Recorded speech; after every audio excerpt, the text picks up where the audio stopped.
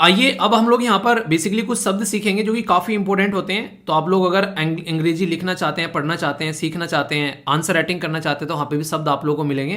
तो इनका इस्तेमाल आप लोग कर सकते हैं। तो वोकेबलरी काफ़ी इंपॉर्टेंट पार्ट होती है इसका।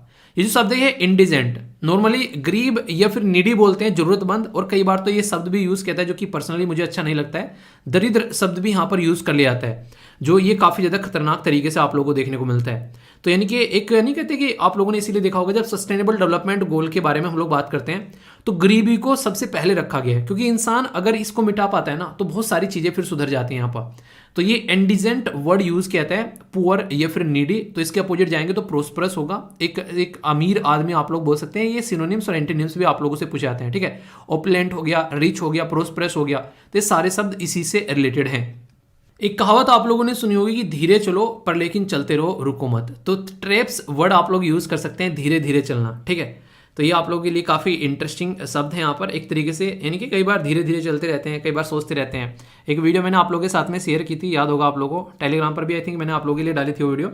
उसमें एक लड़की रहती है, वो ट्रेन के सामने से गुजर रही होती है, अपने कानों पर वो लगाकर बेसिकली कुछ ईयरफोन वगैरह।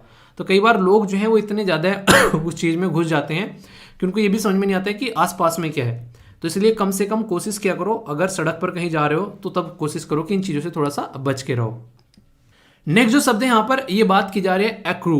तो इसका मतलब होता है उपजित होना या फिर किसी चीज में वृद्धि होना, कोई चीज बढ़ जाना, कुछ चीजें एक तरीके से नहीं एक तरीके से जितनी है उसके ज्यादा चीजें हो जाना। तो ये शब्द आप लोग यहाँ पर यूज कर सकते हैं। धन का लाभ भी आप लोग बोल सकते हैं बेसिकली। अपोजिट क्या होगा, डिक्लाइन हो जाना, घट जाना। तो ये आप लोगों को देखने को मिलेगा, यानी कि अपोजिट शब्द से आप लोगों की अंडरस्टैंडिंग और ज्यादा बढ़ती है, तो उसको भी साथ में कवर करना है।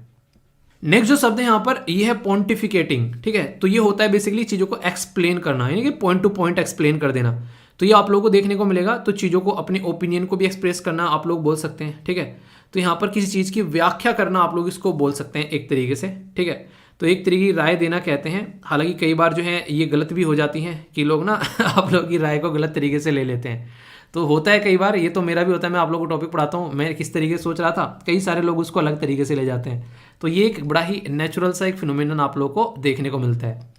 इसी से मिलता जुलता ही शब्द है, इसको बोलते हैं ब्रस्क। यानी कि एक तरीके से यहाँ पर बोलते हैं इसको ब्रस्क को बेसिकली एब्रप्टली, और यहाँ पर ऑफेंडेड इन ए स्पीच, ठीक है। तो एक तरीके से अपमानजनक कुछ ऐसी चीज़ें आप लोग बोल सकते हैं बेसिकली यहाँ पर। तो इस तरीका शब्द भी यहाँ पर इस्तेमाल किया जाता है। अभी जब आप लोगों को मैं आंसर दिखाऊंगा तो कई सारे बच्चों ने जो है बहुत ही अच्छे से आंसर दिए हैं।